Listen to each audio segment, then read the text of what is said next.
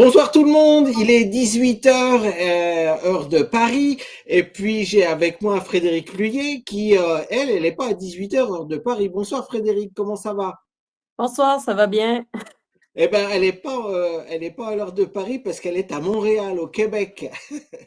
Donc, c'est un petit peu différent aujourd'hui, surtout que moi, je suis aux États-Unis, à Los Angeles. Donc, aujourd'hui, on va pas être en direct. C'est un podcast qui a été enregistré vendredi soir, c'est-à-dire hier soir, pour que ce soit plus facile en raison des décalages horaires et des données techniques. Alors, donc, on n'est pas en direct, mais que c'est comme si on était en direct, hein. Vous pouvez toujours commenter sur tout ce qu'on va raconter, mais on va pas pouvoir vous répondre en direct. Alors aujourd'hui également, c'est un petit peu spécial parce que Thierry, il n'est pas là, il n'a pas pu venir également en raison des conditions techniques. Bon, c'est pour ça que c'est un petit peu exceptionnel aujourd'hui. Et puis, Frédéric, je suis vraiment ravi de l'avoir pour au moins trois raisons. Il y a au moins trois raisons. La première raison, c'est qu'elle fait du skate depuis plus de 20 ans. La deuxième raison, c'est que c'est une skateuse qui fait du skate. Et puis la troisième raison, c'est que c'est une Québécoise qui va pouvoir nous raconter un petit peu comment est le skate au Québec, parce que c'est sûr que nous, depuis un an, on invite des skateurs et tous les skateurs qu'on a invités sont français. Donc on va savoir un petit peu ce qui se passe au niveau du skate au Québec. Frédéric, bonsoir, comment ça va? Bonsoir, ça va bien? Alors je vois déjà que tu as ta planche derrière, là juste Oui, derrière c'est toi. nouveau de l'automne dernier. Vas-y, C'est raconte. des amis québécois qui m'ont fait, qui ont une compagnie et qui m'ont fait un pro modèle, mais Ouais. c'est vraiment symbolique, là. Mais on peut l'acheter ou pas? Oui, Ah, alors il va falloir que tu nous donnes l'adresse. Tu as un site web ou quelque chose comme ça pour l'acheter? euh, c'est, euh, vous pouvez les trouver sur Instagram, ça s'appelle Picbois Skateboard. Ok, ok. On va mettre le lien tout à l'heure dans les commentaires, d'accord? Alors Frédéric, donc toi, tu es québécoise. Alors on dit québécoise ou canadienne? Les deux, hein. Je suis québécoise parce que j'habite au Québec et je suis canadienne parce que j'habite au Canada. Mais en même temps, pour moi, ça n'a pas tant d'importance. Ouais. Je trouve que au Canada, tu sais, on a colonisé une section de l'Amérique qui Ouais. appartenait déjà aux Premières Nations. Alors, on est sur un territoire non cédé en partant. Mhm. Alors, je sais pas si je peux dire que je suis fière d'être canadienne ou québécoise parce que je suis née ici, mais pour moi, ça aurait pu être autre chose. Ouais, ouais. Mais je crois que tu m'avais dit que tes grands-parents sont suisses, c'est ça? Oui, mon grand-père est suisse. Mhm. Et tes parents sont nés au Québec également, au Oui, Canada? mes deux parents sont nés au Québec. Mhm. Euh, Mon grand-père était suisse. Il est venu ici en vacances, travail, et il a rencontré sa femme. Il est jamais reparti. Félicitations. Alors maintenant, le skate. Quand est-ce que tu as commencé le skate? Ça fait un moment, je crois, non? Ça fait 25 ans. Waouh. Alors vas-y, raconte-nous pourquoi, comment tu as commencé le skate. C'est quoi ton histoire? Moi, en fait, j'ai un grand frère qui faisait du skate et puis il avait besoin de sortir sa blonde au restaurant. Alors, il m'a vendu un skateboard pour 20 $. Ouais. Alors pour 20 Et dollars, c'était un skate en plastique ou parce que 20 dollars, non, c'est non, pas cher. c'était un vrai skate. C'était un toy machine Ouais. avec des trucks independent, puis sûrement des roues Spitfires, mais c'était un vieux skateboard. Ouais. Mais c'était un skate de street ou de rampe ou Euh, Plutôt street. ouais. Mon frère faisait plus du street, ses amis aussi. Quand j'ai commencé à skater avec mon frère et ses amis. Euh, on, on allait tout le temps dans un petit DIY qu'on s'était fabriqué près de chez nous. Puis au bout d'1 an, le terrain a été vendu, le DIY a disparu, on s'est ramassé à aller explorer un peu plus loin tous les autres skateparks de Montréal. Mhm. Alors Montréal, justement, explique-nous, parce que donc probablement 90 ou 99% des gens qui regardent ce podcast de skate sont des Français. Donc nous, on ne sait pas trop ce qui se passe au Canada, quoi. Pour nous, l'idée du Québec et du Canada, c'est qu'il y a 6 mois de neige par an tous les ans. Et puis voilà, quoi. Donc comment ça se passe? Tu fais du skate dans la neige ou Mais non, en fait, il y a peut-être de la neige entre décembre jusqu'à avril, Ouais, mais souvent la neige elle fond pendant le mois de décembre, puis au final, tu arrives à des fois à aller skater dehors à 0 degré, 2 degrés, ouais, ouais, ouais. moins 2 degrés. J'ai vu des photos de skateurs de Montréal, enfin du Québec, avec des bonnets de ski et des gants de ski. Oui, Donc vous oui, faites il y vraiment a même des gens qui arrivent à pelleter le skatepark Van Horn qui est sous un pont, puis skater tout l'hiver. ouais, Sinon, pour les plus frileux, il y a des skateparks intérieurs. Il y a 3 skateparks intérieurs, un plus communautaire et 2 skateparks intérieurs, un à Montréal et un sur la rive sud de Montréal. Donc, on n'est pas à plaindre, là. On peut skater à l'année. ouais. Et Alors puis, parlez du skatepark couvert, il est sous une autoroute, c'est ça? ben, c'est c'est un skatepark qui est bâti en dessous d'un overpass qu'on appelle. C'est pas Ouais. une autoroute, mais c'est Un échangeur, hein. une rue de Montréal qui passe au-dessus de plusieurs autres rues. Et Ouais, puis, sous ce pont, ils ont construit un skatepark. Donc, l'hiver, les gens, ils vont pelleter, ils l'entretiennent un peu, mais tu peux quand même skater l'allée qui est directement sous le pont. ouais, ouais, ouais. Et il est grand ce skatepark? Il a quelle Quand taille à même, peu près? si vous allez sur Internet, vous écrivez skatepark Van Horn, Van Montréal, Horn. Ok. Avec un H ou sans H? avec un H. Avec un H, Van Horn, ok. Et donc Vous là, allez on va le pouvoir trouver. vous allez Et pouvoir voir c'est quoi? des C'est du street, des euh, transitions, un peu de tout?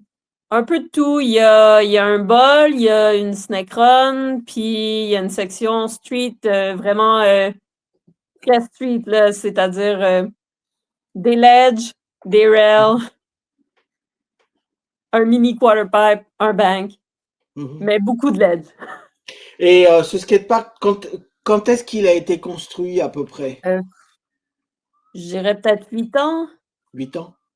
Ouais. Il appartient à la ville, il est prêté Oui, par il la appartient à la ville. ville.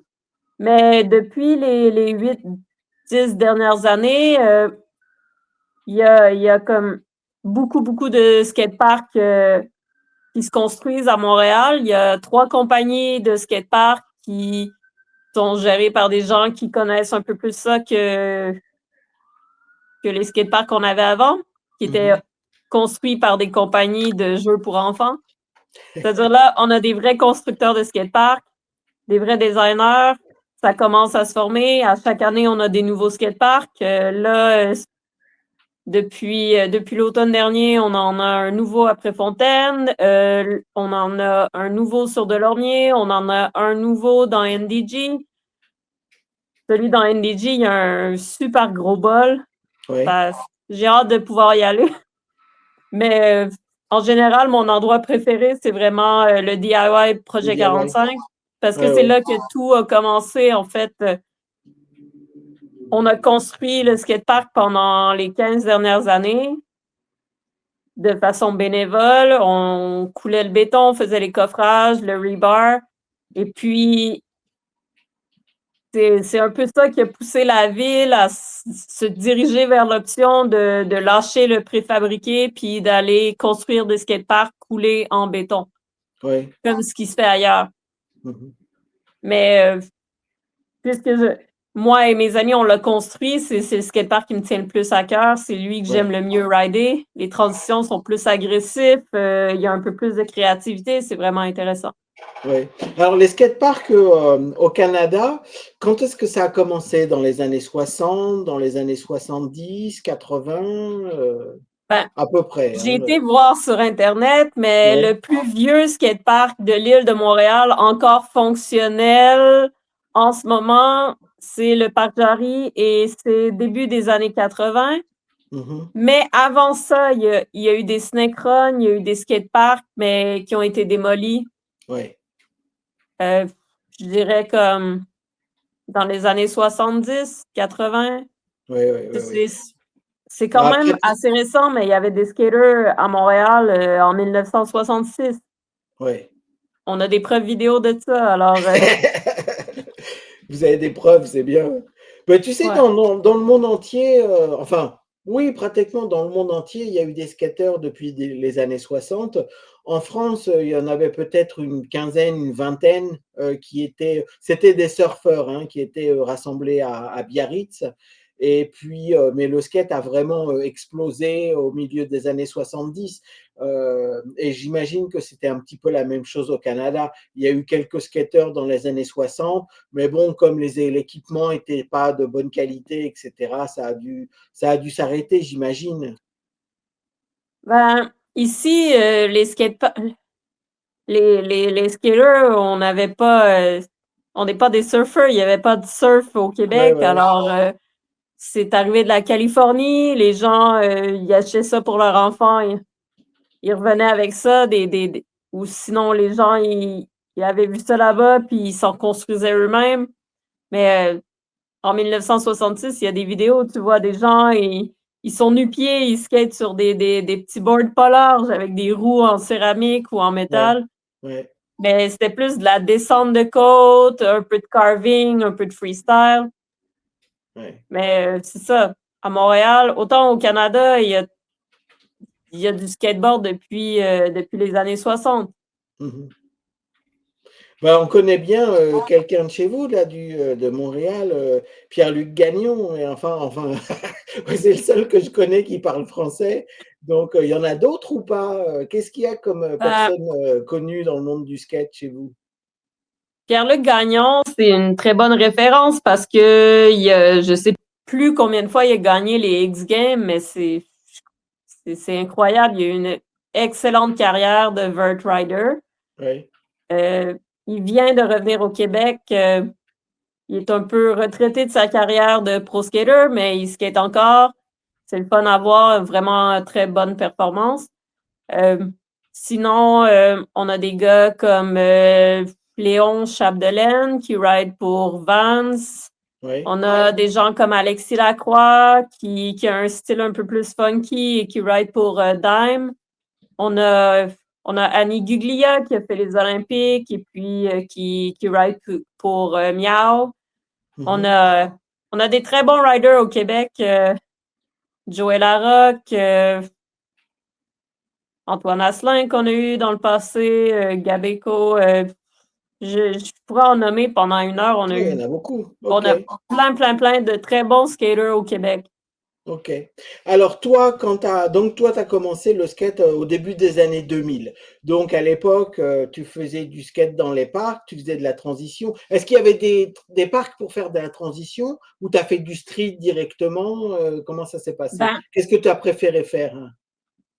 j'ai commencé avec le street, puis le petit DIY qui était plus street avec mon frère Hmm. et ses amis. Mais à partir du moment où on est allé à Jarry, j'ai découvert la transition, tout ce qui était les rampes, les bols, la synchrone. Puis j'ai eu le coup de cœur. Alors pour moi, c'était vraiment ça. Je voulais voler dans les airs, je voulais faire des grindes, je voulais que ça fasse du bruit. Ouais, J'aimais pas trop me pitcher sur des rails ou faire des box. Les flip tricks, ça m'intéressait moins. Fait que le bol, ça a vraiment été un coup de cœur, puis ça m'a donné le goût d'aller ailleurs, de voyager, Alors, j'ai fait de la mini-rampe, du bol, du vert, tout ce qui est transition ouais, pendant plusieurs années. Jusqu'à peu près 2019, c'était principalement de la transition. ouais. 2019, Canada Skateboard m'a envoyé faire la World Cup, le Do Tour, le Van Spark Series, les Beach Games. Puis J'ai adoré mon expérience, c'était vraiment intéressant, mais je suis revenue de ça, puis j'avais plus le goût de performer pour les autres. Ouais. Et j'avais beaucoup d'amis qui faisaient que du street, puis je me suis mis avec la pandémie et mon, mon écœurant titre un peu là de pas skate, tu sais, de skater pour moi au lieu de pour les autres. J'ai décidé de les suivre, d'aller skater street, faire de la photographie. Ouais. Puis depuis, c'est vraiment les deux. Je fais du street ou je fais de la rampe. Et Mais alors, le DIY que vous avez construit, donc, il est plus street ou plus transition, le P45A? transition, c'est Transition? vraiment un parc de transition. Et c'est Mhm. des transitions qui sont un peu plus agressives que dans les skateparks réguliers, c'est-à-dire la courbe, elle est plus rapide, il y a du pole cupping, les courbes sont jamais parfaites, mais tout est différent. Donc, tu peux être challengé comme débutant, mais tu peux être challengé comme si tu es un intermédiaire ou si tu es un pro skater. Parce Mhm. qu'il y a tellement d'obstacles différents dans le parc que tout le monde trouve pour son compte. Ouais, ça c'est super. Et c'est ça l'avantage de faire des DIY, c'est que ben, c'est vraiment ce dont vous avez besoin. Alors, évidemment, on va pas critiquer les fabricants de skateparks, bien que tu me disais que dans les années 70, 80 et même 90, c'était un petit peu n'importe quoi, j'imagine. Oui, le parc Jarry, si vous visitez, vous allez voir le fameux square ball qu'on appelle. C'est un bol qui est presque carré, mais les transitions sont ridicules. C'est comme plein de. C'est des angles, c'est angulaire, C'est c'est des ça? angles. Il y a des Ouais, angles ouais, ouais. partout. Dans le sens. À l'horizontale, il y a des angles. À la verticale, il y a des angles. C'est Ouais. inskateable. Ouais, ouais, on peut Mais le après skater, ça, mais c'est difficile et puis c'est oui. surtout, c'est pas agréable du tout, quoi. Moi, j'ai skaté des Non, c'est skateparks ça. Je comme l'ai ça. skaté Ça aussi. Je fait l'ai comme skaté parce ça, qu'on un avait angle juste ça. comme ça, un angle comme ça. Et quand tu passes d'un vertical à l'autre, ça fait pas là. C'est Ouais. vraiment pas agréable. Et puis, de toute façon, tu perds de la vitesse et puis c'est plus dangereux, quoi. Enfin, c'est vraiment pas Oui, adapté mais pour le skate. on connaissait rien d'autre. On avait juste Ouais, ça. Mais à partir de ce moment-là, j'ai eu la piqûre. Après ça, je suis allée skater le Bego au Stade Bego? olympique. Ouais, C'est un full pipe avec une section flat entre les deux transitions. C'est ouais. vraiment très, très serré, vraiment agressif. Euh, c'est là que j'ai rencontré les locaux qui m'ont le plus coaché dans ma vie. Barry Walsh, Félix, les gars, ils étaient incroyablement fins avec moi. Mhm. J'ai adoré ce qui était là. Puis après ça, avec mes amis, en fait, il y a un gars de Montréal qui tripait sur les DIY, puis qui avait vu les DIY à Malmo, Ouais. puis il avait le goût d'en faire un à Montréal. Alors, il a été demandé la permission des gens au skatepark intérieur d'utiliser la section de terrain extérieur pour construire un DIY et on a eu la permission. On a coulé pendant 15 ans, Ça, c'est le mais P45, ça. Tu me oui, parles du c'est ça, c'est le P45. Ouais, ouais, P45. ouais. Donc, C'est alors, pour le résumer, le P45, c'est un DIY, mais c'est pas pirate, quoi. C'est-à-dire que c'est quand même la ville qui vous a prêté le terrain ou qui vous a dit, bah, vous pouvez vous installer là. C'est comme ça que ça s'est passé? Oui, on a eu l'autorisation de s'installer là puis de couler du béton. On a eu l'autorisation jusqu'à peu près 2020. Là, il y a eu la pandémie, la ville a racheté le terrain, là, c'est devenu compliqué, il fallait des autorisations pour Mhm. faire quoi que ce soit pour les réparations.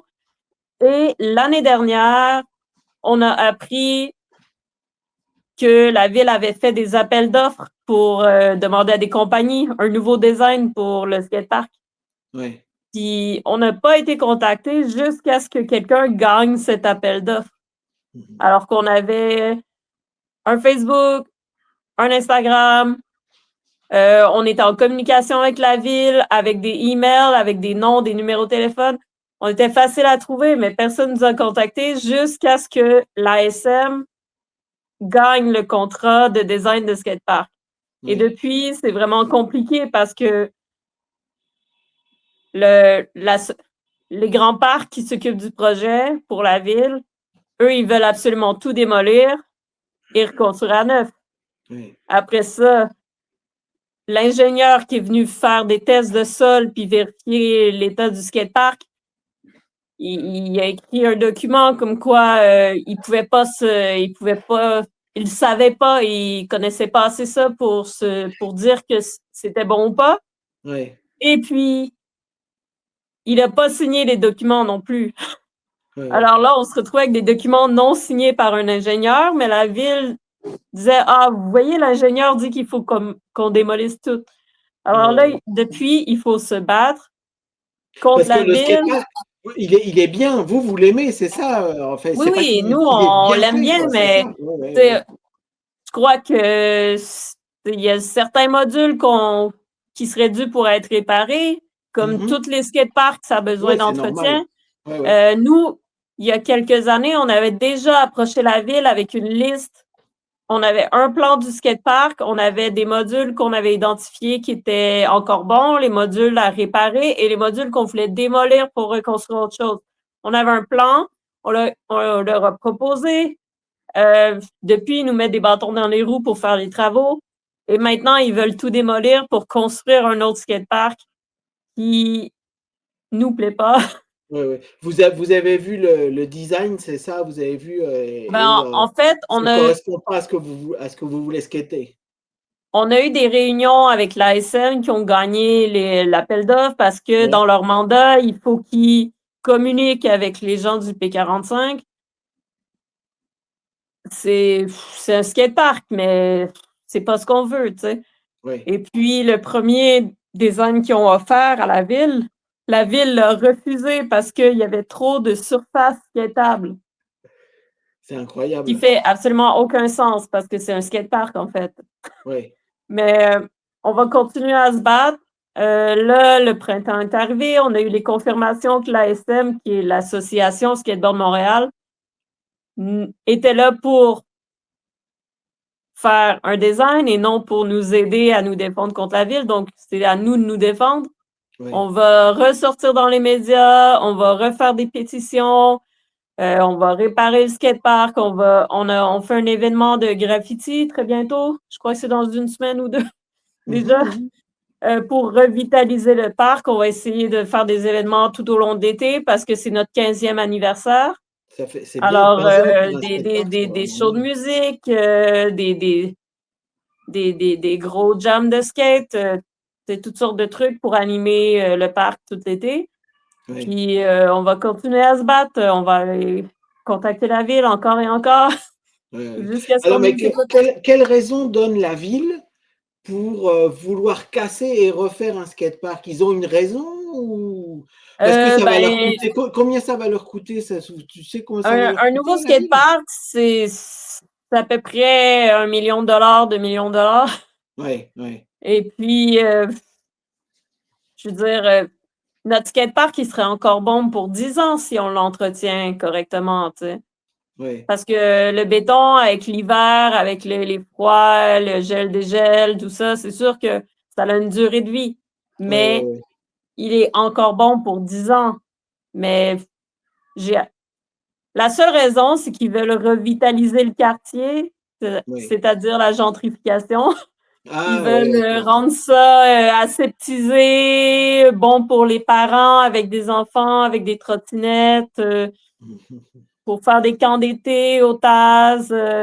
Bref, ce qu'ils veulent, c'est un skatepark qui ressemble à tous les autres skateparks de l'île de Montréal, Ouais, standardisé, que, que moi, quand j'y vais dans les autres skateparks, j'ai pas tant le goût de skater les transitions. Les transitions sont horribles ouais. parce que c'est Hop, trop mélo, ça ressemble plus à un bank qu'à un quarter pipe. Puis les ouais, copings, ils font tout le temps des erreurs comme ils nous ont mis un coping de 1 pouce de gros sur la mini-rampe dans un des nouveaux skateparks qu'ils ont construit l'année dernière. On ne sait pas pourquoi. Mais ça, Mais ça paraît quand même incroyable qu'il n'y ait pas de fabricants de skateparks de très bon niveau au Canada, quand on sait ah, que le il pays y d'à en a, mais ils côté, il y en a. construisent pas au Québec parce que le Québec a des réglementations. Ça Ah. marche avec des appels d'offres, c'est le plus bas soumissionnaire. Donc, la personne qui bête le moins cher, c'est elle qui gagne l'appel d'offres. Oui, alors ça, c'est vraiment un Donc, problème parce que celui qui, c'est un oui, problème. si tu le donnes au moins cher, c'est sûr que bah, celui qui fait le moins cher, c'est parce que, comme on dit aux États-Unis, cut corner, non? Donc, Ben, tu vois, exactement, exactement. Alors qu'on a des très, très bons constructeurs de skateparks au Canada ouais, et au Québec. Des ouais, gens qui construisent des skateparks au Canada, il y en a plein et des très bonnes compagnies. Il y a même des compagnies canadiennes qui construisent des skateparks en Norvège ou en Finlande. Alors, ouais, je vois pas pourquoi on serait pas capable d'avoir des bons skateparks ici, non, ouais, aussi, tu ouais, sais. ouais. Est-ce que vous Mais avez des le street, c'est problèmes? plus facile, tu sais. Oui, c'est plus Le, facile. un, construire un skatepark street, c'est plus facile parce que un set de marche, un rail, puis une box, c'est facile. Mais Mhm, dès que tu touches à des courbes, là, il faut que tu sois spécialisé, tu sais. mhm. Bah pour la petite histoire, il y a 3 semaines à peu près, on a eu un podcast de 2 heures avec Jean-Pierre Collinet qui nous a expliqué bah, toutes les étapes d'un skatepark, qu'est-ce qui est bien, qu'est-ce qu'on doit faire, qu'est-ce qu'on doit pas faire, quel type de béton, quel type de courbe, est-ce qu'il faut des grands éléments, des petits éléments, etc., etc. Bon, alors je dis pas ça pour toi parce que je sais que quand vous avez fait le DIY pendant 15 ans, vous savez comment on fait un skatepark et surtout, ce que lui dit, c'est exactement ce que tu es en train de dire, c'est que bah, quand on fait un skatepark, il faut absolument demander aux gens qui vont l'utiliser en leur disant bah voilà, qu'est-ce que vous voulez? On ne peut pas arriver en disant bah voilà, on va faire ça et puis vous regardez les plans et vous dites bah c'est pas ça qu'on veut, ça ne nous intéresse pas. Tu vois? Et donc, alors je dis ça pour les gens qui sont intéressés pour savoir, bah, avoir plus de détails, comment on fait des skateparks, quoi, tu vois? Alors, ce que Mm. tu me disais également, est-ce que vous avez des problèmes d'inondation, des choses comme ça? Au projet 45? Ouais, Non, non, c'est pas mal toujours sec. ouais. On a, Parce que ce que tu m'avais dit, c'est que bon, dans l'un des plans, donc, ils veulent faire une cuve pour récupérer les eaux de pluie et tout. oui, en fait, c'est des nouvelles lois qui sont passées au Québec. Ah, Maintenant, quand tu construis un skatepark, il faut que tu fasses un bassin de rétention d'eau en dessous. ouais, C'est un règlement standard pour tous les nouveaux skateparks. ouais. Mais Alors, ça, ça c'est va. pas forcément une mauvaise idée. Là Non, où c'est une mauvaise mais idée, vas-y.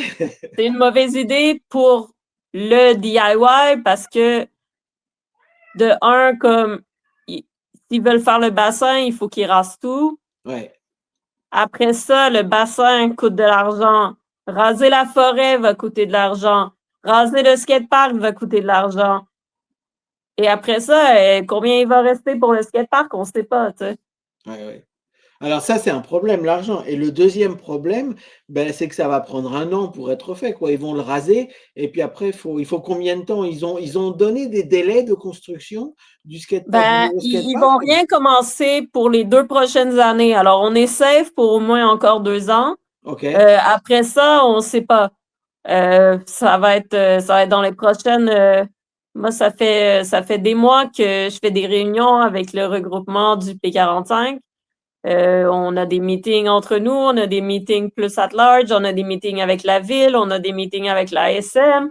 Euh, on, on répond à des courriels. Je dis on, mais c'est plus Marie-Pierre puis Phil Daou qui sont vraiment les deux chefs responsables de toutes nos communications avec la ville. Phil Daou, qui est un contracteur qui construit des skateparks et des très bons skateparks de transition. Mmh. Puis c'est lui qui s'occupe de nos coulées de béton au projet. Et puis Marie-Pierre, c'est une fille qui vient de la com. Fait qu'elle connaît beaucoup la communication, elle sait comment écrire des emails. Fait qu'on on est bien organisé, tu sais, on n'est pas comme une petite gang de punk qui, on a des Pour mères faire de famille dans notre groupe, on a des gens qui paient des taxes comme tout le monde, on a un jardin communautaire, on fait des barbecues le samedi, on passe le balai dans notre parc, on l'entretient, tu sais, c'est pas dramatique, là, tu sais, c'est juste un endroit communautaire avec des gens de tous les âges qui skatent ensemble. Alors, Ça, on veut pas perdre ça, tu sais. Comme je te disais au départ, 90% des gens qui vont écouter ce podcast sont en France. Mais nous, en français, enfin, qu'est-ce qu'on pourrait faire pour vous aider? Est-ce que, par exemple, vous avez un Instagram ou un Facebook où nous, les Français, on peut y aller et commenter de manière à ce qu'il y ait plus de volume, quoi, tu vois, ou en parler, Ben, etc. Qu'est-ce qu'on peut oui, faire? Comment on peut vous aider, OK, même en comment on étant en peut? France? Alors, on a un Instagram, ça s'appelle Projet 45. OK. Sur ça, ça arrive qu'on fait des levées de fonds pour du béton, on vend des t-shirts, on fait des événements. Si vous venez au Québec, venez nous visiter. Ah oui, tout à fait. Ah oui, tout à fait. Oui, On oui, a oui, au oui. moins les 2 prochaines années où on va beaucoup l'animer, ce parc-là. Oui, oui, oui, oui, oui. OK. Alors ça, c'est pour les gens qui sont en France et qui ont peut-être pas forcément l'opportunité d'aller au Québec. Alors maintenant, pour les Canadiens, la même chose, quoi. On va faire un appel en disant, bah, tous les Canadiens, les Québécois, quand vous faites des événements, il faut aller sur place avec vous pour pouvoir vous soutenir, quoi. Je pense que c'est important, ça. Ben oui, mais on a fait une première pétition l'année dernière et on a eu 6000 noms. C'est On a bien, eu 6 000 6000 noms? noms. Mais la ville, elle légalement, elle n'accepte pas cette pétition-là parce que c'est pas des gens avec des adresses et des numéros de téléphone et des noms complets. Oui. Il va falloir refaire une nouvelle pétition, mais avec que chaque personne qui signe la pétition doit s'inscrire nom, prénom, numéro de téléphone et tout ça. Oui, oui, Parce oui. que sinon, la ville n'accepte pas la pétition. Alors, Oui. on va faire des pétitions, on va ressortir dans les médias, on va faire des événements. En ce moment, c'est tout ce qu'on peut faire, c'est faire du bruit. Ouais, non, non, non, non, mais c'est pour ça que je suis content que tu participes à ce podcast. C'est pour qu'on t'aide, nous, Mmh. depuis la France, et même appeler à tous les gens au Québec ou au Canada de vous soutenir, quoi. Parce que effectivement, si vous avez fait un DIY et que vous êtes plutôt très satisfait de la façon dont il est, vous voulez pas quelque chose de différent, parce que ça va être différent et puis parce que vous n'allez pas pouvoir skater pendant tout le moment ou à partir du moment où il casse jusqu'à ce que le skatepark soit complètement fini, quoi. Et c'est ça, C'est un ça vrai va comme problème. tuer notre communauté parce qu'on est tous des gens qui vivent dans des quartiers différents. On se déplace toutes pour aller au P45. Tu sais, moi, ça me Ouais, prend à peu près 1 heure de transport en commun aller au P45. Il y a ouais, des skateparks beaucoup plus près de chez moi que je pourrais aller, mais j'ai pas le goût, tu sais. Moi, j'ai le goût ouais. d'aller au P45. Alors, c'est ça, tu sais, je pense que cette communauté-là, c'est ça qui est important, c'est qu'on veut pas perdre ce lien de regroupement. Alors, tu parles également de skateuses, donc il y a combien de filles qui font du skate au Québec? À peu près, hein. Oh, Combien de filles sont avec toi, participent des OK. compétitions, des choses comme ça? À Montréal, je dirais qu'il y a au moins, une centaine de filles qui skatent. Mhm. Heu, il y a plusieurs regroupements, tu sais. Il y a un regroupement pour les filles, il y a un regroupement pour la communauté LGBTQ+, il y a un regroupement qui s'appelle les Manons, qui est pour des femmes de plus de 40 ans qui, ont commencé à skater sur le tard. Il y Ouais, a, c'est là, notre groupe pour les filles, on s'appelle les Vagabondes. Et vagabonde, ouais. puis, on s'est mis à faire les événements en collaboration avec Planche Collective, le regroupement pour les personnes LGBTQ+.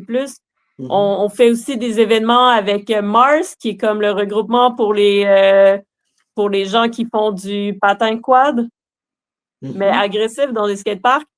Fait qu'en se mettant tout ensemble, on est capable d'avoir une grosse communauté, puis de s'entraider, puis d'être organisé quand on fait des événements pour avoir plus de bénévoles.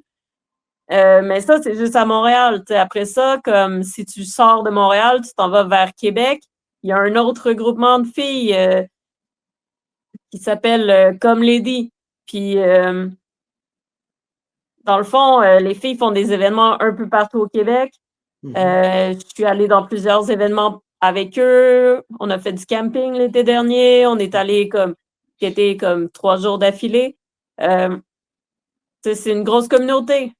Puis après ça, comme si tu sors du Québec, à Ottawa, il y a un regroupement pour les filles. À Toronto, il y a un regroupement pour les filles. À Quasasnay, il y a un regroupement il y a un jam session de skate pour les filles au moins une fois par année où ils nous invitent, les filles de Montréal, de Ottawa, de Toronto, à venir skater avec eux. Il y a des filles dans toutes les provinces du Canada jusqu'à Vancouver. Là. Je pourrais même plus les compter. Il y a eu une explosion depuis, je dirais, comme les 10 dernières années, parce que moi, j'ai créé les Vagabondes, puis au début, disons, on allait skater les mercredis au skatepark intérieur parce que c'était gratuit pour les filles. Et si on était 5 filles, c'était un miracle. Oui. Et puis, les 10 années ont passé, puis maintenant, quand j'organise un jam session, disons pour l'Halloween ou pour, tu sais, j'ai fait des jams plus pendant l'été. Je crois le plus gros jam qu'on a eu, on a eu 150 filles en même temps au Vans super. Skatepark. Il y a 2 ans, pour l'Halloween, on a eu un super gros jam à Verdun, à la salle. C'est un nouveau skatepark. Toutes les copines étaient rose fluo, alors on a fait un événement Barbiecore pour l'Halloween. Mais il y avait aussi à peu près une centaine de filles. Fait que c'est ça, ça bouge. On s'organise ensemble, on fait des événements. On a Annie Guglia qui a fait les Olympiques, qui a donné un boost de popularité pour les filles en skate. Puis ce qu'on voit dans la relève aussi, c'est que les petites filles dans les skateparks, elles font du skate, puis les petits gars dans les skateparks, ils font de la trottinette. Ah oui, c'est vrai. Ah oui, c'est vrai, c'est incroyable ça. Alors, tu sais, Alors les la filles, elles font du skate popularité et du les garçons, skate ils pour font de les la filles. trottinette. C'est incroyable Ben, ça. il y a des garçons qui font du skate aussi, Oui, là. bien sûr, bien sûr, bien Mais sûr. il y a vraiment beaucoup plus de petits gars qui font de la trottinette que de skateboard, tandis que chez les filles qui vont au skatepark, ils sont beaucoup plus en skateboard qu'en trottinette. Alors toi, tu as été prof de skate également pendant 15 ans, c'est ça? Oui. Et donc, et en plus, ce qui me paraît incroyable, mais incroyable positivement, quoi, c'est que tu as réussi à vivre de ça pendant 15 ans. Enfin, tu as réussi à vivre du skate pendant 15 ans. Enfin, pendant plus longtemps. Pendant combien de temps tu as pu avoir une vie normale grâce au skate? Je sais pas. Quand je suis arrivée à Montréal en 2002, j'ai eu 1 ou 2 jobs normaux. Et après ça, pendant que j'étais au cégep, au collège, j'ai eu des emplois d'été comme surveillante de skatepark. Ça a commencé comme ça. Alors, j'étais surveillante de skatepark. Après ça, je me suis mis à donner des cours. Après ça, je me suis fait engager par un skatepark intérieur. Alors, je travaillais temps plein comme prof de skate pendant au moins 10 ans. Juste à ce skatepark-là, j'ai travaillé dans les 2 skateparks intérieurs sur l'île de Montréal et au moins 5 skateparks extérieurs sur l'île de Montréal. Donc, tu sais, j'ai vécu du skate pendant comme un bon 15 ans. Oui. Puis, j'ai arrêté de travailler au TAS, je crois que c'était 2018. Après ça, 2019, je prenais une année sabbatique, en fait, tu sais, j'avais pas vraiment de plan, je savais pas ce que je voulais faire dans la vie. Puis là, il y a Canada Skateboard qui me contacte, puis ils font comme, ouais, on a besoin de filles pour la catégorie park, pour la World Cup, le Do Tour et tout ça. Est-ce que ça t'intéresse? Si ça t'intéresse, envoie-nous une vidéo. Et si on te choisit, ben, tu vas aller nous représenter au Do Tour. Ouais. Alors, quelques semaines après, je reçois un email. Ils me disent oui, on t'a choisi pour représenter au Do Tour. Alors, moi, je leur écris, je suis comme, bon, comment ça marche? Qu'est-ce qui, comment ça marche? Est-ce qu'on est financé? Qu'est-ce qui se passe avec ça? Puis là, ça a pris 3 semaines avant que je reçoive un email qui me dit, non, non, c'est toi qui payes tout. Oh là là là là là. Alors Puis attends, là, Canada j'étais déjà Skateboard, inscrite au Do Tour. Canada Skateboard, c'est l'équipe canadienne de skate, c'est ça? Oui. Alors comment ça se Mais passe? c'était les débuts, là. C'était Les la débuts? première année où Canada Skateboard existait. Il n'y avait pas de Ok. budget. Avant, il n'y avait rien. Eux, ils m'ont inscrit pour aller faire le Do Tour. Je me suis ramassée en Californie à dormir chez un de mes amis qui me faisait des lifts tous les matins au skatepark. Il venait me Ouais. chercher en fin de journée. Puis à partir du moment où j'ai pas été classée pour les quarts de finale, on a été skater 2, 3, 4, 5 parcs par jour. Ouais, ouais, Au ouais. bout d'une semaine, j'avais plus de jambes, puis je suis revenue au Québec. Ouais, ouais, ouais. Et Alors, puis, c'est ça a continué. Tu sais, là, après, je me suis fait inviter pour le Vans Park Series à Montréal. Je me suis fait ouais, inviter à la World Cup au Brésil. ouais, Et puis au Beach Game au Qatar. ouais, ouais, ouais. Alors, au Qatar, tout ça, il a fallu que tu payes, toi, tous tes déplacements? Parce que le En Qatar, c'est au bout du monde, depuis Ben, Montréal. j'ai C'est payé pour quoi, la 15 heures de... Californie. Ouais, Oui, c'est oui. 15 heures de vol, le Mais en Qatar, fait, non? j'ai payé pour la Californie. Après ça, j'ai fait le Vans Warped Tour à Montréal. Alors, j'étais déjà ici. Et Mhm. puis, j'ai gagné assez d'argent avec le Vans Park Series pour payer mon billet d'avion pour le Brésil. OK. Le Brésil, c'était où? C'était à Sao Paulo. Sao Paulo? Et Ah, puis là-bas, j'ai la photographe de Vans qui m'a hébergée. Elle m'a passé son appartement. ouais, Alors, j'ai été là pendant toute le 10 jours de l'événement, puis je suis revenue au Québec. Puis à un moment donné, j'ai des gens qui cognent chez moi, puis c'est deux petites madames avec des valises, puis ils sont comme oui, on est là avec Olympique Canada, on est là pour faire un piste test. un piste test. C'est quoi?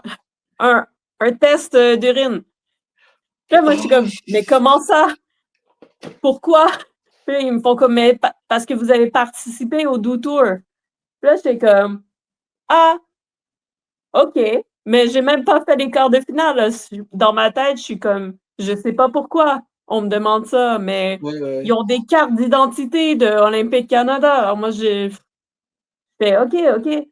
Puis 2 semaines après, je reçois un email qui me dit oui, Olympique Canada vous invite à participer au Beach Game au Qatar. C'est un événement multisport. Donc, c'est Olympique Canada qui te paye le billet d'avion, le visa, l'hôtel, les transports pour, pour aller au Qatar pendant une semaine. Ah, ça, c'est super.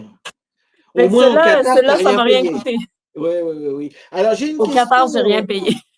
Alors, j'ai une question de Canada Skateboard et Olympic Canada. Donc, ça, c'est privé ou c'est le gouvernement qui aide? Qui est-ce qui En finance fait, ça? c'est un organisme privé, mais c'est du bénévolat. Tu sais. Annie Guglia, en ce moment, elle est présidente de Canada Skateboard et c'est un Mhm, poste bénévole. C'est un regroupement de personnes qui travaillent pour ça, qui travaillent avec des budgets limités parce que le j'imagine, oui. gouvernement nous finance pas. Tu sais, il finance pas tant qu'il n'y a pas un athlète qui fait un podium, il n'y a pas de financement. Mhm. Au Québec, ça marche comme ça. Là. Si tu veux aller aux Olympiques, tu as soit une famille riche, soit des gros sponsors, ou tu fais un podium.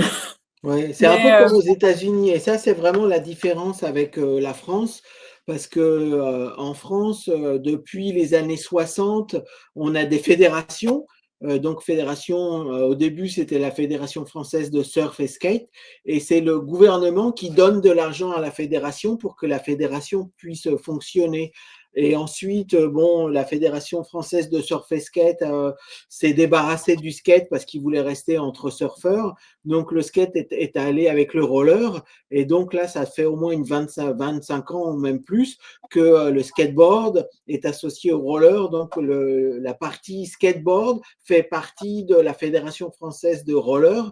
Et donc, c'est le gouvernement qui aide pour toutes les dépenses, quoi. Alors, au Canada, c'est un peu comme aux États-Unis, c'est que c'est privé, quoi. Il y a aucune aide Ouais. publique, Non, pour vous. Ouais, c'est incroyable. Ouais, ouais, non. tu Fait vois, c'est que vraiment tu veux aller différent. au Doutour, tu te payes un billet d'avion, tu te payes l'hôtel. Canada Skateboard te paye l'inscription de la compétition. C'est pas L'inscription, mal c'est tout. quoi, 200 $, 300 $? À peu près, j'imagine, mais Ouais. bref. Mais bon, Moi, c'est j'ai pas fait ça le ça plus parce cher. que on me l'a offert et Ah, bien sûr. Hein. j'avais l'opportunité de faire ces compés-là que j'avais jamais faites dans des bols incroyablement bien faits parce qu'on s'entend que c'est les meilleurs bols au monde. Oui. Euh, J'avais l'opportunité de voyager puis de skater avec les meilleurs skaters au monde. Tu sais, je suis allée skater un DIY au Brésil. Il y avait Rune Gilbert qui skatait à côté de moi. Il y avait Lise Armanto qui était là pendant le contest à Sao Paulo. C'est l'américaine, la petite blonde, là, hippie, Breeze Ah oui, oui, Munchen. C'est elle qui oui, m'a filmé mon run, tu sais. oui. Brice, je l'ai connue quand elle avait 6, 7 ans. Et j'aurais jamais imaginé qu'elle atteindrait ce niveau-là 10 ans après, parce qu'elle a quel âge? Une vingtaine d'années maintenant. Donc, Ouais. elle était toute Mais petite, hein, elle était toute petite, tu vois. Elle avait, ouais. je sais pas, elle devait avoir 7, 8 ans, tu vois, Mais avec un c'est casque Iroquois, là. Tu vois ce que je ça. veux dire, non? Oui, oui, je comprends. Mais elle est super fine. C'est elle qui a filmé mon run de qualification parce qu'il y avait personne pour me filmer. Ouais. Puis quand je suis allée au Do Tour, l'équipe du Brésil m'a passé leur massothérapeute. Il y a comme il y a une bonne entraide là, entre les Ouais. filles. Moi, je m'étais fait amie avec plusieurs filles sur le circuit, la fille d'Autriche, le- les filles de France. Je connaissais déjà une des filles de France qui fait le street. Alors, tu sais, j'avais des affinités avec des gens. Il y a des filles avec qui je suis partie, ce qui était des spots, ce qui était des parcs, visiter le jardin botanique. Ouais. Puis Alors, raconte-moi ton expérience au c'est Mexique, fantastique. parce que vous êtes partis, toute une bande de filles, aller skater au Mexique, c'est ça? Ah, ça, c'était au début de mes années de skateuse. Ouais, Je suis arrivée à Montréal en 2002. ouais, En peut-être genre 2005 peut-être, il y a eu un film qui s'appelle Skirt Border d'un ouais. regroupement de filles de Montréal dont je faisais partie. Et puis, on s'est ramassé à être le deuxième film entièrement féminin au monde. Alors, on a eu des gens qui nous ont contactés pour présenter notre film en Australie ou à des endroits comme ça. Puis, on avait une fille qui était venue au Québec, qui venait du Mexique, Renata. Et Mhm, puis, Renata, elle nous dit, ouais, venez me visiter au Mexique, on va faire un road trip, on va aller skater avec des filles, ça va être cool. mhm. Fait que, tu sais, nous, on dit, oui, oui, on va partir en road trip, on s'organise, on se dit, on va faire une genre de tournée de skate pour les filles, filmer. Puis, on s'attendait à faire un road trip, là, tu sais, on est 15 filles qui partent ensemble, Waouh, faire un road 15 trip. filles. C'est Ouais, ça le plan, hein, tu sais. On n'est pas connus au Québec, là. On n'est pas vraiment connus. On pensait pas être connus nulle part. ouais, ouais, Fait ouais, qu'on ouais, arrive ouais. au Mexique, à Mexico City. On est un peu décalage horaire, on a perdu des bagages, on arrive en retard au skatepark, puis on arrive, puis il y a genre à peu près comme 1200 personnes au skatepark qui nous attendent avec des pancartes skateboarder et qui crient Waouh, nos noms. Puis nous, on est waouh. dans la voiture, puis on est juste comme quoi? Qu'est-ce qui se passe? Ouais, Alors, ouais. c'est complètement surréaliste. On a fait comme le tour du Mexique avec Renata. On arrêtait dans des villes. les gens fermaient les écoles pour permettre aux jeunes de venir nous rencontrer. Ouais, On faisait des démos. Le maire de la ville venait nous serrer la main. On était comme le seul démo de skate nord-américain cette année-là. Fait qu'on ouais. était l'événement de l'année. Ça, c'était en quelle année? Ah, À peu je près, dirais peut-être 2008. 2008? Oui, c'est incroyable parce que tu sais, moi j'ai habité au Mexique pendant 5 ans et j'ai jamais vu de skater. Enfin, j'en ai vu 3 en 5 ans, quoi, tu vois. Mais je sais que ça a changé. Mais bon, Oui. les Mexicains, ils font beaucoup de street, mais il n'y a pas de transition. Non, non, c'est vrai, Jusqu'aux dernières nouvelles, c'était il n'y a pas vraiment de plus parc, street. quoi, tu vois. C'était Ouais, vraiment plus street. Mais tu vois, comme on a réussi, il y a un Mexicain qui a réussi à me trouver un street spot de transition. Il était ouais. en plein milieu d'une autoroute, c'était comme un full pipe, c'était vraiment pas large. On avait peur de tomber en bas. Ah ouais, bah Puis, ouais. puis il m'avait amené là parce que on avait fait que du street toute la semaine. Puis j'étais un peu déçue parce que moi, je suis une fille plus transition. Alors, Ouais, il était comme, moi, je connais un spot. Alors, il m'amène là, c'est vraiment juste comme un full pipe en plein milieu de l'autoroute. ouais. En bref, on a eu beaucoup de plaisir, c'était Ouais, j'imagine, incroyable ouais. Donc vous êtes et restés puis, 15 jours, c'est ça? Combien de temps vous oui, êtes restés au ben 2 Mexique? semaines, on est resté 2 2 semaines. semaines. Vous avez été où, tu te souviens? On a fait, on a fait, Mexico City, Ouais, Guadalajara, ouais. Aguascalientes, Mmh. Punta de Mita. Le dernier, je me souviens plus où est-ce qu'on était, mais on s'est promené beaucoup. Ouais, c'est super. C'était Alors le est-ce que premier voyage avec les skateboarders. ouais, Puis quelques années après, je crois que c'était 2010, on a fait la Suède. ouais, tu as Mais été à c'est des Malmö, c'est ça? Suédoises qui nous ont rencontrés, qui nous ont dit, ouais, nous, on veut faire une tournée. Dans le fond, les filles de Suède sont venues au Québec, puis nous, on est allés en Suède. Alors, on a fait comme, pas juste le Québec, on est parti de Ottawa, puis on est descendu jusqu'à Halifax, je crois, Mmh. avec les filles de Suède. Puis après ça, on est parti en Suède, on a fait Umeå, Xavier, Stockholm, Gothenburg, Falkenberg et Malmö. Mmh. On s'est rendu jusqu'à Malmö, juste à temps pour le Betonkoppen, comme le plus gros festival avec un bol incroyable. Ouais, Puis on a skaté plein de DIY, on a skaté comme un halfpipe en métal rifté dans la forêt qui est fait pour transporter des billots de bois. On a skaté une grotte qui est un ancien bunker de l'armée ouais. converti en skatepark. On a skaté toutes sortes de lieux comme incroyables. J'ai adoré, mais on était comme 25 filles en tout, je crois, Non, c'est puis super. plusieurs petits vannes.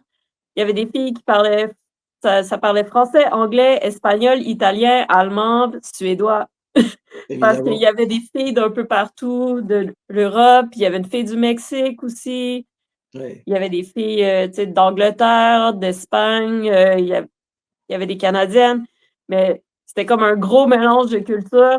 2 ouais. semaines de road trip, c'est quand même incroyable.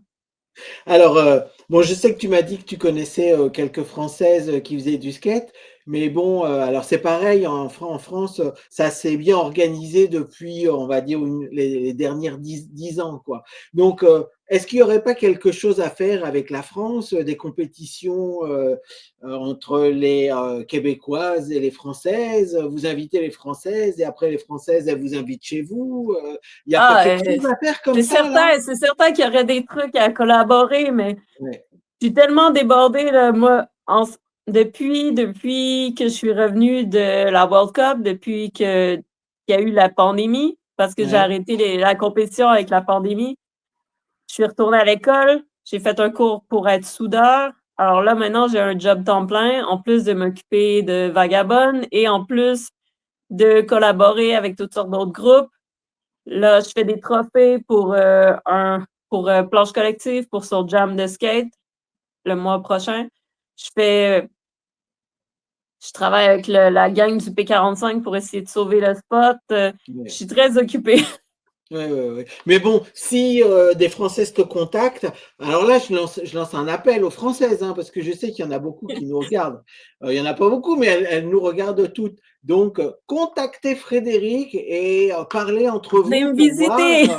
comment on pourrait faire, tu vois. Ça me ferait super plaisir qu'il y ait pas une association, mais une collaboration entre les Québécoises et les Françaises. Ce serait Ah, vraiment moi, génial. je suis super ouverte à ça, là. Ok, J'ai déjà souvent des gens qui me contactent quand ils sont en voyage au Québec, des Françaises, des Anglaises, des Mexicaines. Il y a eu une fille qui est venue un été de temps, ce qui est avec nous, qui venait du Maroc. C'est ça, souvent, ils vont venir au Québec, puis là, ils savent pas avec qui skater, puis là, ils vont trouver le groupe Les Vagabondes. Puis là, ils ouais. font Ah, il y a des filles qui skatent à Montréal, puis là, on se fait contacter. Ah oui, j'arrive au Québec, je veux skater avec des gens. Fait que c'est ça, tu sais, il y a quand même une collaboration déjà. Mais si quelqu'un nous offre quelque chose d'un peu plus planifié, un peu plus sérieux, ben, Ce serait je vais vraiment bien. probablement embarquer dans le projet, là. Ce serait vraiment bien. Alors, bon, on a l'impression que là, c'est tout rose, le skate féminin à Montréal, comme les copines que vous avez peint en rose. Mais en fait, ça n'a pas été toujours tout rose pour vous, pour les filles.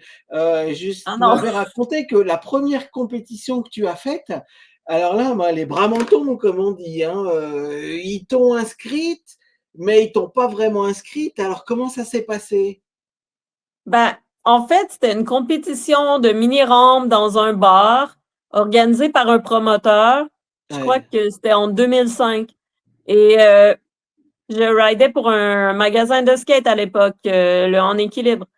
Puis chaque magasin envoyait leurs deux meilleurs riders de transition pour le battle de mini-rampe. ouais, Fait que c'est un format battle. Tu compétitionnes contre une personne, le meilleur des deux passe en quart de finale, demi-finale, finale. Alors, le magasin pour lequel je ridais, ils ont envoyé Alexis et ils voulaient m'envoyer moi parce qu'on est les deux riders de transition. ouais. Puis là, en nous inscrivant, le gars au téléphone, il est comme oui, c'est quoi leur nom? Puis là, il dit Frédéric. Frédéric, comment ça s'écrit? Ah, Frédéric QE. Puis là, il fait comme quoi? C'est une fille. Puis là, mon manager, il dit oui, oui, c'est une fille. Puis là, il dit ah non, mais on peut pas l'inscrire, on n'a pas de catégorie fille. Puis là, il fait comme, mais c'est pas grave, elle va le faire avec les gars. Puis il dit, non, non, on peut pas. Puis là, il y avait Incroyable. rien à faire. Au bout d'un peu, de quelques minutes d'astinage, il a décidé, bon, OK, je vais inscrire. Il a nommé un nom d'un autre rider du team. Ouais. Mais il m'a quand même appelé moi pour me dire, Frédéric, je t'ai inscrite à une compétition. On Ouais, ouais. part tel jour à telle heure. Puis rendu dans la voiture, on était en route Ça s'est coupé. vers le nord. On n'était Mince. même plus à Montréal. Puis il me dit, ah, en passant, Frédéric, aujourd'hui, c'est Ah, pas ton nom qui est inscrit, mais quand ils vont nommer Frédéric, tel skater, c'est ça, moi. Oui, il m'a dit, t'es inscrite à une compétition de mini-rampe dans un bar dans le coin de Saint-Sauveur, dans le nord de Montréal. Alors, moi, j'embarque dans la voiture. On est en route vers là-bas. ouais. On Et sort de il t'a l'île et on s'en inscrit va. avec un nom de garçon, c'est ça? Puis là, à un moment donné, il me dit en passant, Frédéric, je t'ai pas vraiment inscrite sous ton nom. Mais quand ils vont nommer Alex quelque chose, ben c'est toi qui va monter sur la rampe. Ouais. Parce qu'ils voulaient pas t'inscrire parce que tu es une fille. Ouais, incroyable, incroyable. Alors, Et c'était quand je pas suis il y a arrivée 30 ans, là-bas, c'était il y a 10 ans, quoi, 12 ans, c'est incroyable. ben ça fait plus de 20 ans. Là. Ouais. Donc, à l'époque, Donc t'es arrivé, donc ils ont appelé le nom de garçon. Comment il s'appelait? Tu te souviens comment il s'appelait? je crois que c'était Alex, mais je me souviens plus trop. Je suis montée sur la rampe, puis tu sais, l'animateur à ce moment-là, il pouvait rien dire C'était trop tard.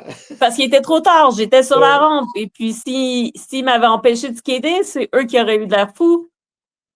Et les autres riders, c'était toutes mes amies. Alors, tu sais, le gars contre qui j'étais, il m'a vu monter sur la rampe, il a dit Alex, puis il est parti à rire. Puis, ben, ce gars-là, c'était un gars qui s'appelle Casey McDonald. Ouais. C'était le meilleur. skater de transition de Montréal. J'étais en compétition directement contre lui. Donc, j'ai Wow. perdu. J'ai Ouais, perdu, mais c'est lui qui a gagné la compétition overall.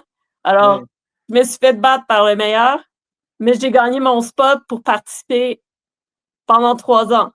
ouais, Les 3 félicitations. ans que la compétition a duré, j'ai participé. Les 2 autres années, j'ai réussi à gagner mon premier round. Et rendu au deuxième, la deuxième année, le deuxième round, j'étais contre Barry Walsh, qui est une légende du skate à Montréal. Ouais.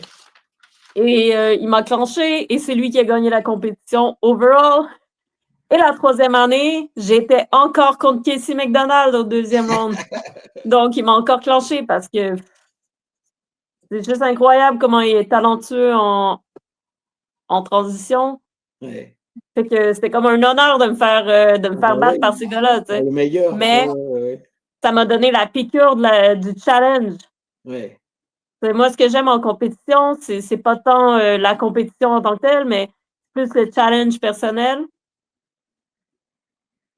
Fait que je me suis mis à voyager, puis aller m'inscrire dans des compétitions à Toronto ou au Do Tour, pas au Do Tour, mais comment ça s'appelle? Le Damam à Minneapolis. Ouais. Quand je suis allée au Damam, il n'y avait pas de catégorie filles. On était parti de Toronto parce qu'on était allé voir un show de musique à Toronto. On Ouais. a roulé toute la nuit entre Toronto jusqu'à Minneapolis. C'est Ouais. vraiment long. On est arrivé juste à temps le lendemain pour la compétition. J'ai eu une run de pratique. J'étais la seule fille. J'étais arrivée 14e sur 25, je crois. Puis là, je me suis fait des amis californiens. Ouais. Puis ils m'ont traîné avec eux dans des skateparks extérieurs. Donc, c'était du win-win. Ouais, ouais, ouais, tout à fait. Alors, ce qui nous paraît pas incroyable, mais il y a beaucoup de skateurs qui sont également des artistes. Ils font des tas de choses. Et toi aussi, tu es une artiste parce que évidemment, tu as appris à souder, mais en fait, tu fais des objets artistiques. T'en as deux, trois que tu peux nous montrer que tu as fait? Des soudures? Oui. Dans le fond, j'ai fait cette fleur Ouais, c'est super. et j'ai fait cette chaîne. C'est une grosse chaîne. Je Ouais. sais pas si on la voit bien. Tu sais, on la voit bien, ouais, ouais, tout à fait, ouais, ouais, Et ouais, ouais. puis, sinon, je fais des collages sur des skateboards. Alors, j'ai ce skate, c'est tout des collages de papier de magazine. Mhm. Et j'en ai encore de ce côté-là. Ouais. Euh, Avec un cactus? oui, j'ai des cactus. Cactus C'est les seules mexicain? plantes que Tu les j'arrive as, à tu faire les as, survivre. eh ben c'est Moi, super. c'est mes décorations, c'est des skateboards. Hein, Ouais, j'ai une ouais, grosse ouais. collection. T'as même des skateboards des années 60 là, avec des roues en métal et tout. C'est vraiment incroyable. Oui, Waouh. j'en ai avec des roues en métal, j'en ai avec des clay wheels. Ouais. C'est ça. Il y a vraiment des skates d'époque, des années 60, incroyable. C'est soit des cadeaux, soit des ventes de garage. L'ex de mon frère qui lui en a donné une. Ouais. Un moment donné, sur Kijiji, il y a quelqu'un qui crie je me débarrasse d'un skateboard complete, celui qui est en plastique là, ici. Je suis allée le chercher à Verdun, dans Montréal. Ouais. Puis la personne, elle le donnait. Fait que moi, j'ai pris. Ouais, ouais, bah t'as bien fait, t'as bien fait.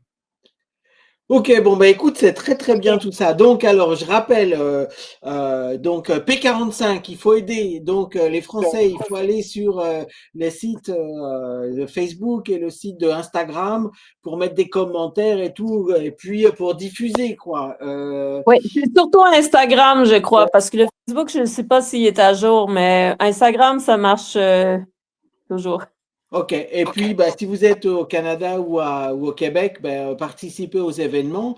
Et puis, si vous voulez acheter des t-shirts, il y a des t-shirts qu'on peut trouver sur Instagram. Et tout ça, ça aide parce que l'argent, c'est le nerf de la guerre. Donc, je sais qu'on a Oui. toujours besoin de l'argent. On va Surtout couler que du béton, vous, on va ben l'utiliser ouais, 100% dans le béton. ben ouais, ouais, voilà, surtout que vous n'avez pas d'aide de personne, quoi. Tout ce que vous faites, c'est avec votre argent à vous, quoi. Oui, mais on a fait par le passé, on a fait des collaborations. On a eu une paire de chaussures avec Vans dans les premières années. Là, on essaie de faire une collab avec une compagnie de trucks. On va voir ce que Mhm. ça va donner. Mais Ok. c'est ça, on fait des levées de fonds, on vend des t-shirts. Là, on vient de faire des patchs que tu peux coudre sur des vêtements, là. Sinon, c'est ça, quand il y a des gros événements qui venaient à Montréal, comme le Dime Glory Challenge ou le Team DC qui venait faire un démo, souvent ils venaient au P45. Puis à ce moment-là, si on fait un événement au P45 avec une grosse compagnie, ben on leur demande un petit peu de financement, tu sais. Ça Oui. marche comme ça. Ouais, Il ouais, faut se ouais, ouais, ouais. financer d'une certaine façon. Euh, c'est ça. Si vous voulez visiter Montréal, il y a le P45 à ne pas manquer. Ouais. Si vous êtes une fille et vous voulez faire du skateboard à Montréal, contactez les Vagabondes. Les vagabondes, oui. Oui. On va, Et, on va mettre, on va mettre les adresses dans les commentaires pour trouver plus facilement. et si vous Alors, voulez un skateboard québécois fait à la main, avec des beau cactus dessus et mon nom, ben c'est Picbois. ouais, Picbois ouais. Skateboard. Ok. Eh ben, Frédéric, merci beaucoup. C'était vraiment très intéressant. Je suis ravi d'avoir parlé avec toi. Le skate au Canada et au Québec. Donc, contactez Fred si vous voulez en savoir plus. Et puis, si vous allez, venez pas en vacances aux États-Unis, allez au Canada, c'est mieux. Toujours Ouais. mieux. Voilà. Et puis là-bas, c'est quoi la spécialité culinaire? Ah, le la spécialité touristique, c'est la poutine. La poutine? C'est quoi la poutine? C'est des frites avec une sauce gravy puis du fromage qui fait squish squish. Mais Ok. il y a des trucs. À Montréal, tu peux trouver de tout. Il y a vraiment de l'excellente nourriture. Vous mourrez pas de faim, là. Ok, ok. Donc, allez à Montréal pour manger de la poutine. C'est ça.